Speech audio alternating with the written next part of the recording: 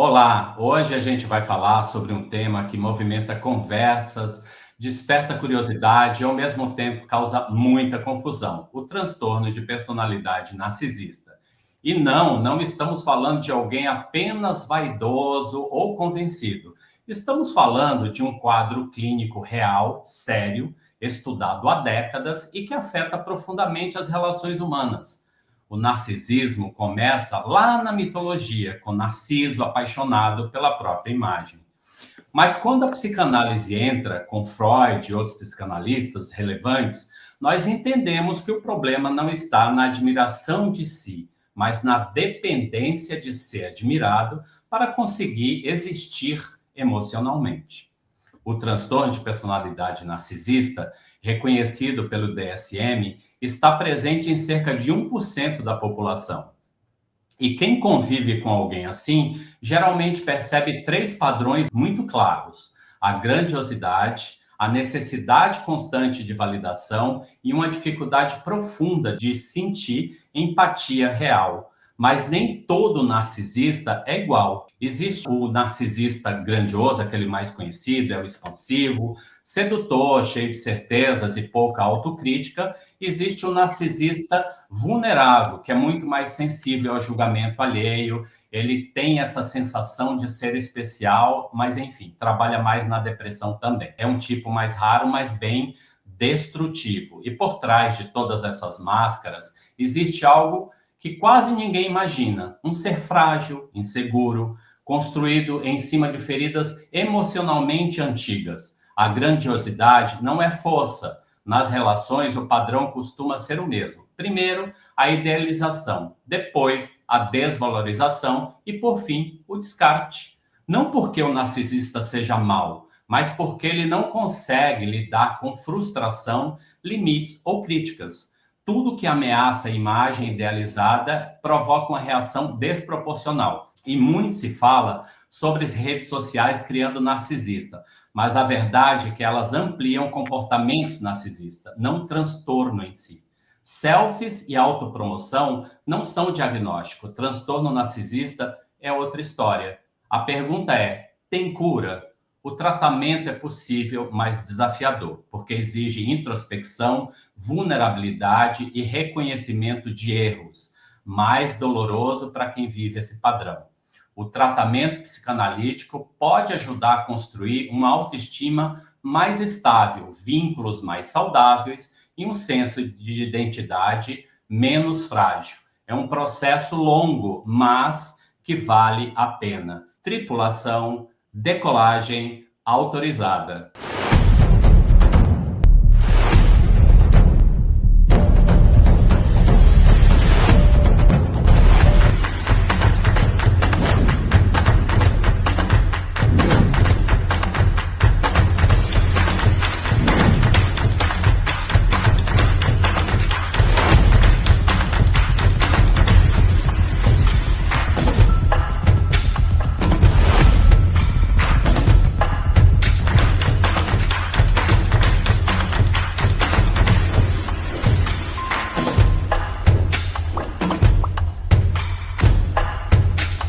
Bom, fiquei pensando no tema. O Edgar fez uma abertura bem legal, fez uma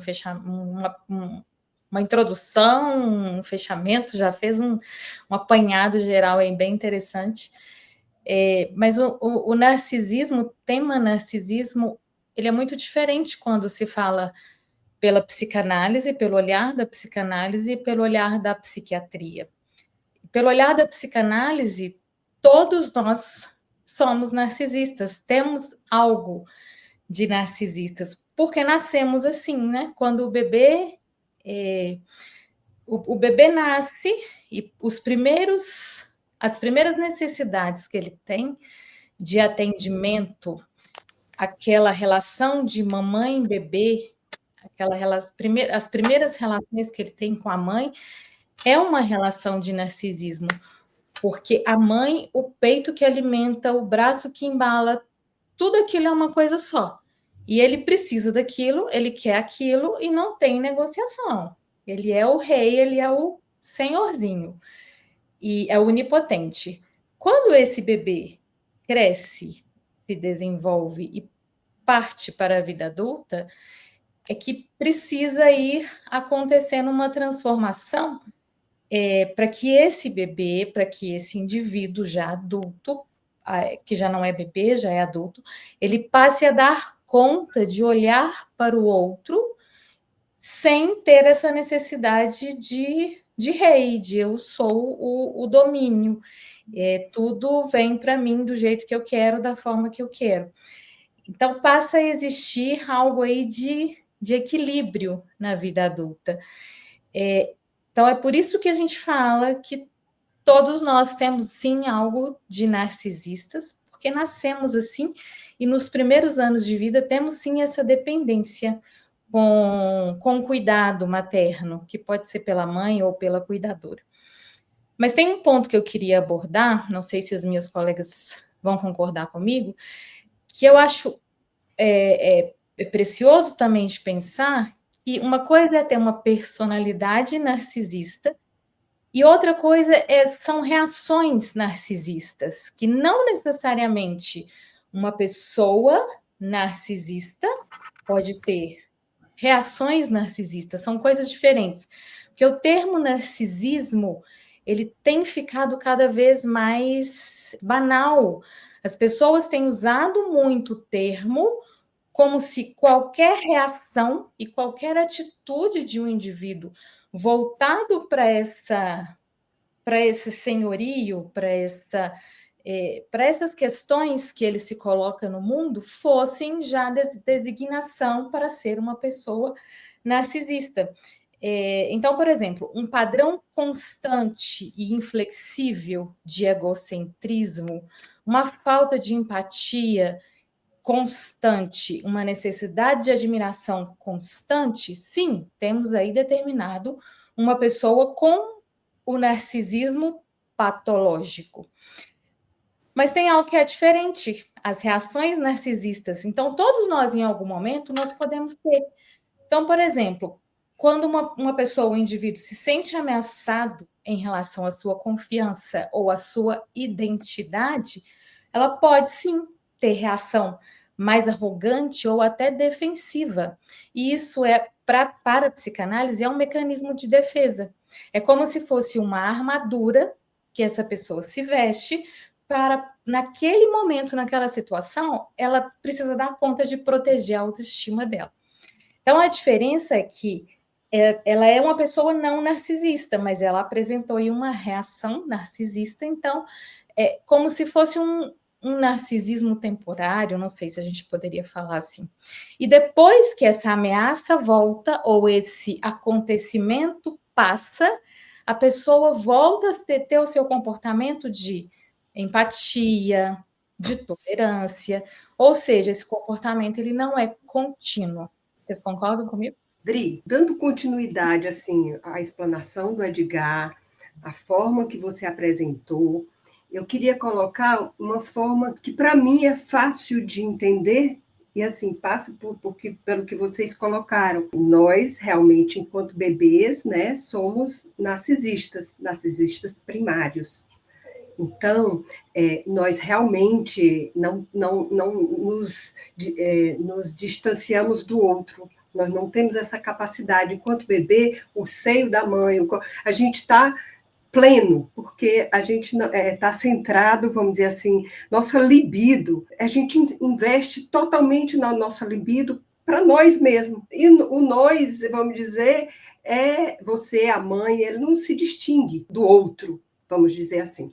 Só que no Édipo, aí ele tem justamente, nesse corte, que ele fica o neurótico, ele pode voltar ao narcisismo, quando ele retorna ao ser o narcisista, já é o secundário, já é um outro, já é nas feridas narcísicas que você colocou, é quando ele se volta, tem que novamente voltar para si, porque ele teve algum problema, seja uma frustração, um problema social, uma doença, né, um estado de luto, aí ele que aí você colocou os mecanismos de defesa, aí ele retorna, é como se fosse, ele retorna, aí ele retorna ao narcisismo. Então, essa passagem que ele vai e que fala, que é nos nossos estudos, que retorna, que aí já é o secundário, aí é um narcisismo que já pode ser um patológico, vamos dizer assim, se ele não consegue, se ele fica muito preso em si mesmo e ele não consegue evoluir, fica retornando como neurótico, aí de fato ele está nessa patologia, vamos dizer assim, que foi dito aqui, e ele fica, então, com o ego inflado, ele fica com problemas de relacionamento, porque ele não sabe se colocar no lugar do outro, ele não vê o outro como um sujeito, ele só fica preso em si. Eu não sei se clareou um pouco, mas para mim essa é uma explicação dos meus estudos. O que é que você acha, Clara? Para mim fez muito sentido, né? Porque a gente faz esse movimento de investimento, né? Por hora a gente investe na gente, por hora a gente investe nos objetos do mundo. O nosso eu é um objeto, né? Que um dia foi investido, como você disse, por uma outra pessoa.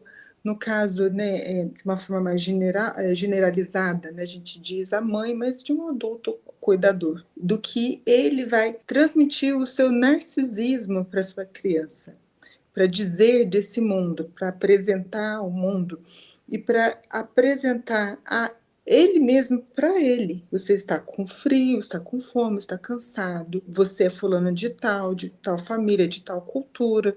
E aí vai constituindo uma subjetividade, né, que fala de um contexto sócio-histórico, cultural, né, econômico, geográfico, enfim, do que vai localizando esse serzinho no mundo. E o que fala disso, dessa cultura onde nós estamos inseridos, que hoje em dia a gente fala tanto de uma cultura narcisista. Quem traz esse livro, o Leste, ele fala da cultura do narcisismo.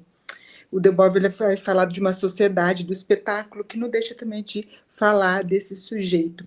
Mas aí eu pergunto para vocês, o Toshine vende mais porque é mais fresquinho ou ele é mais fresquinho porque vende mais, né?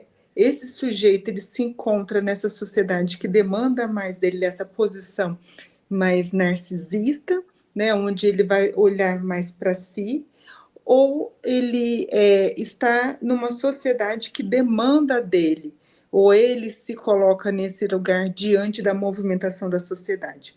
Nossa, fiz uma confusão agora, mas acho que vocês me entenderam bem, espero. Até para dizer, como a Adri estava comentando, sobre essas defesas, porque a gente tem visto um movimento muito mais narcísico das pessoas, né, onde elas dizem mais do mundo dela, né? Mais como, acho que todos vocês colocaram, uma pessoa mais egoísta, mais egocêntrica, menos preocupada com o outro, com essa empatia. Mas a gente vive num mundo que tem um outro movimento, que a gente cuida da nossa segurança, a gente cuida da nossa saúde, a gente cuida da nossa educação. Diferente do século passado, onde a gente tinha um Estado que cuidava da gente, um movimento onde a gente aprendeu lá com Forbes, né, desse patriarcado que era horizontal, que tinha um ser que cuidava de todos e que era algo mais autoritário. Mas agora a demanda está mais horizontal, está mais cada um por si, né? Por isso eu disse desse movimento. É esse sujeito que se impõe frente a essa sociedade ou essa sociedade que demanda desse sujeito? E aí eu vou ouvindo também dessas defesas, como a Adri foi falando, o movimento que a gente vê muito na clínica de um ego mais inflado, desse narcisista, do que frente a esse outro. Alguns teóricos dizem da falta ou de falhas nessa constituição desse psiquismo e na falta de outras estruturas que desse mais contorno para esse ego, que desse mais, para ele se sentir mais seguro frente a essas demandas do mundo. Ele acaba usando de defesas do seu ego de etapas mais, de uma fase que ele era mais, eu ia falar de falhas mais precoces, de uma fase mais bebê, criança, mais indefesa, do que ele vai usar essas defesas mais precárias, vamos dizer assim, de um momento que ele não tinha tanto suporte, tanto recurso psíquico para poder se defender. A forma que acaba investindo mais no ego para se defender desse mundo. Precisa dizer dele, olhando para o outro, dizer que ele é mais, que o outro é menos, que ele precisa de mais pessoas próximas dele, espelhando, né? A gente fala da fase do espelho, do Lacan, né? Vai refletir esse ego. Exatamente, acho que você estava dizendo disso, né? Do que vai falar acho que foi o Edgar que disse de admiração, né? Ele precisa de admiração para se reconhecer, se afirmar, para dizer sim por esse caminho, ou aquele está certo ou está errado, sempre nessa dicotomia, na polarização de um certo, de um errado, de um bom, de um mal. Tem alguns movimentos que dizem desse sujeito que vai apresentando esse ego muito mais inflado e utilizando dessas defesas frente a esse mundo com tantas demandas, né? O Forbes dizia que a gente tinha muito mais possibilidades, como é que ele falava? Que a gente podia mais do que a gente queria, né? A gente podia mais do que queria, acho que era isso, não era? Que a gente queria mais do que podia. Não, a gente queria mais do que podia. Não, podia mais do que queria. É isso mesmo, né? E porque a gente tem muito mais ofertas, e como que fica muito mais inseguro, e mostra essa fragilidade.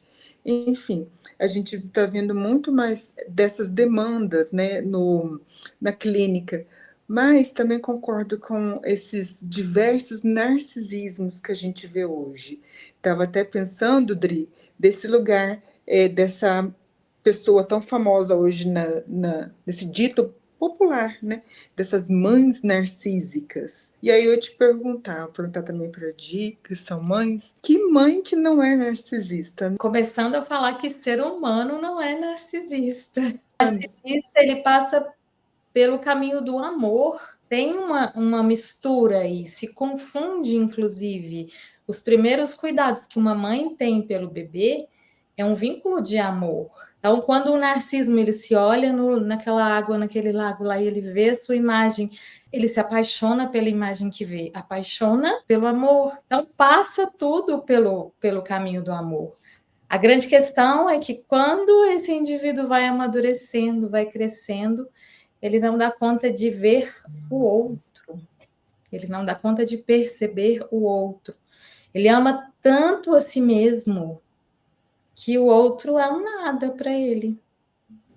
Pois é, eu queria só voltar a falar no Édipo, porque é justamente essa passagem que quem permite é a mãe, né, que deixa que ele passe para que ele seja neurótico, ou seja, numa estrutura normal, que tenha um crescimento natural e saudável, essa mãe não deve segurar, ela tem que deixar que ele passe.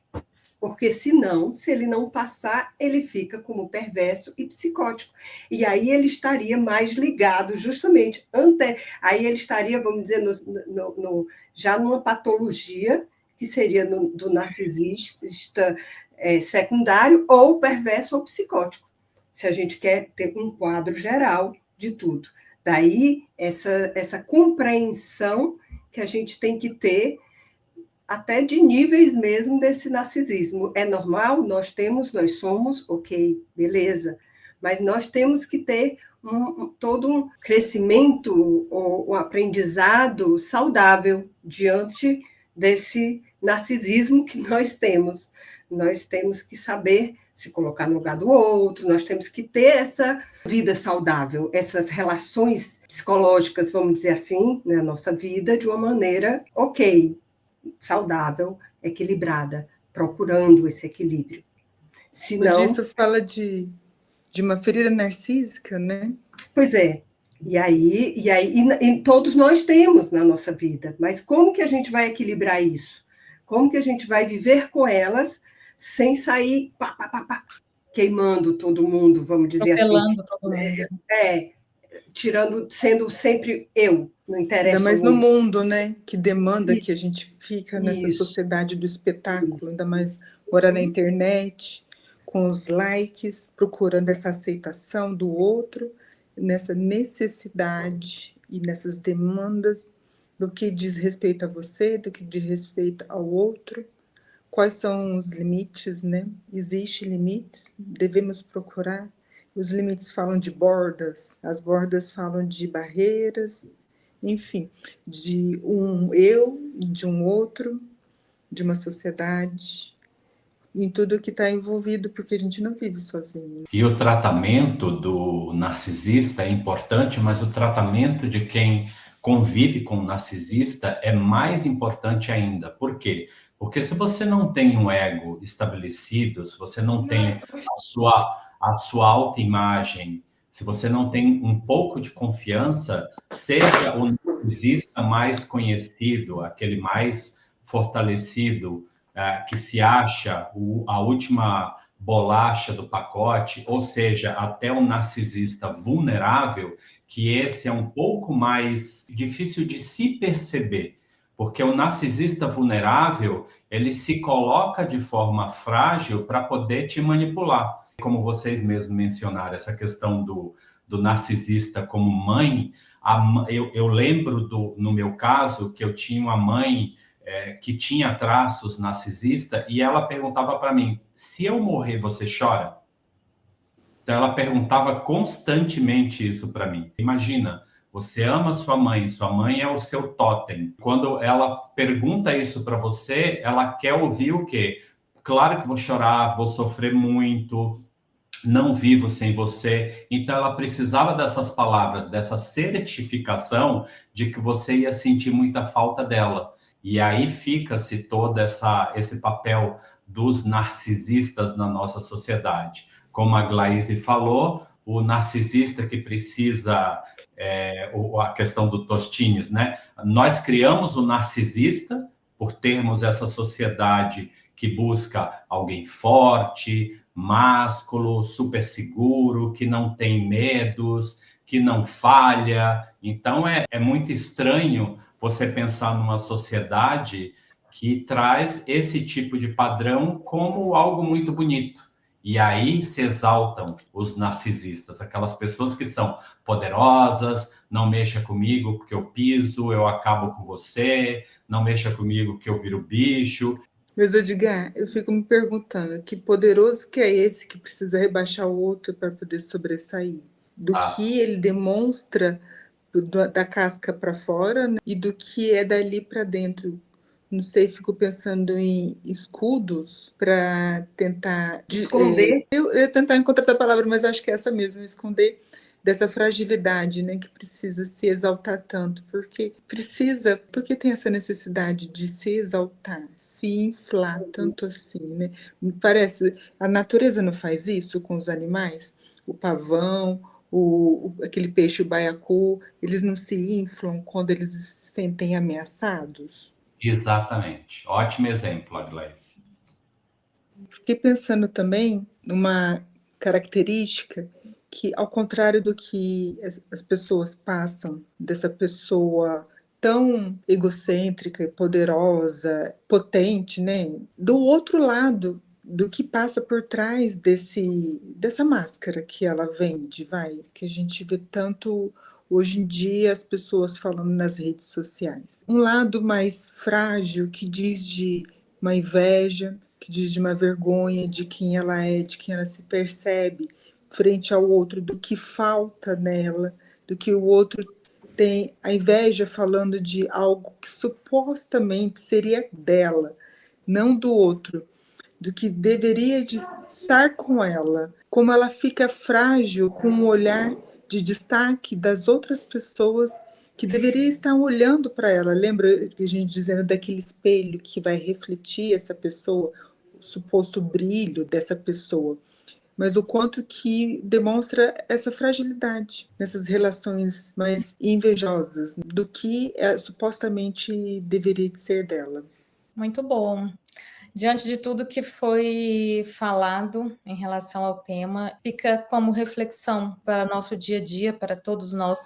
Todos nós carregamos um pouco de narciso dentro de nós. E eu acredito que a chave, a diferença, está quando a gente consegue perceber essa imagem no espelho, mas também dando lugar para olhar para o outro. Quando falamos de narcisistas, esse narcisista patológico, ele não vem para a terapia, mas quem convive com ele também pode se beneficiar disso. Então fica aí um convite para que todos possam utilizar dessa terapia, dessa análise, de buscar ajuda, de entender quando você precisa de ajuda, ou quando também é aquela pessoa que convive com você, que você gosta, que você quer dar continuidade àquela convivência ou não, você pode também buscar a análise para se beneficiar.